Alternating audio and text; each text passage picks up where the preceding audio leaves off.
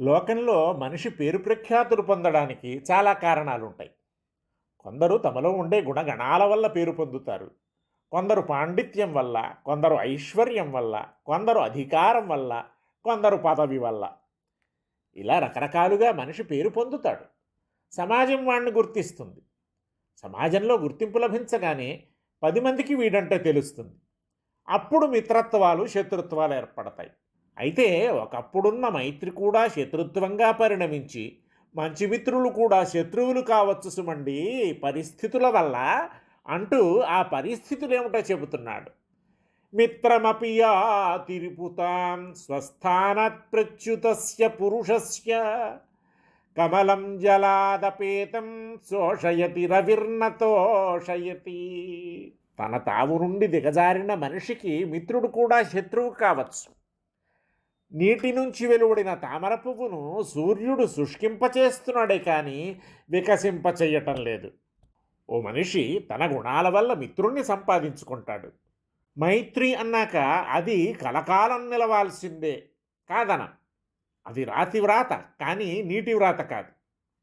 మైత్రిని వదలకూడదు, కానీ ఈ బంధం ఉభయనిష్టం. యువతలివాడితో పాటు అది నిలవడానికి అవతలివాడు ప్రయత్నించాలి. తుల్య ప్రయత్నం ఉంటేనే ఆ మైత్రి సుదృఢంగా అవిచాల్యంగా ఉంటుంది.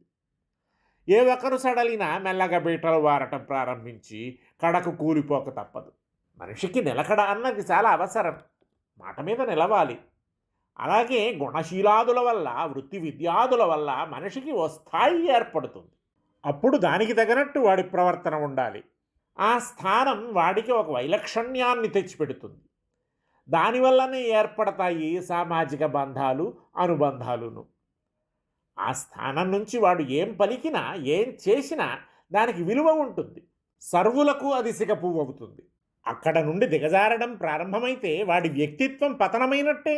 జారుడుతనం మనిషికి గౌరవాన్ని తెచ్చిపెట్టదు, మిత్రులను సమకూర్చదు.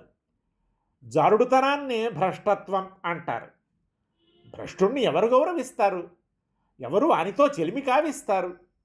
కనుక మనిషి జీవితంలో దిగజారకుండా ఉండేందుకు ప్రయత్నించాలి. తామరలు నీటిలో ఉన్నంతవరకే సూర్యుని ప్రీతికి పాత్రాలు.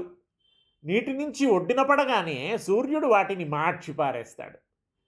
క్షణం వరకు వికాసాన్ని ఇచ్చినవాడే ఇప్పుడు కాదు పొమ్మంటున్నాడు. అందుకే తమ తమ నెలవులు తప్పిన తను మిత్రులే శత్రువులవుదురనటం. నెలవులు తప్పటం అంటే దిగజారడమని గ్రహించాలి. పదవిలో ఉండటం, పదవి పోవటం వంటి మార్పు కాదు ఇక్కడ ఉద్దిష్టం. అట్లా అయితే ఆ మైత్రి ప్రయోజన కలుషితమవుతుంది. అంచేత ఇక్కడ జారుడుతనాన్నే గ్రహించాలి ప్రచ్యుత శబ్దం వల్ల.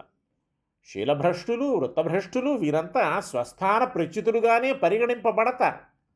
శీలం చూశారు, వృత్తం చూశారు, మెచ్చుకున్నారు. అవి పోయాయి, ఎట్లా మెచ్చుకుంటారు?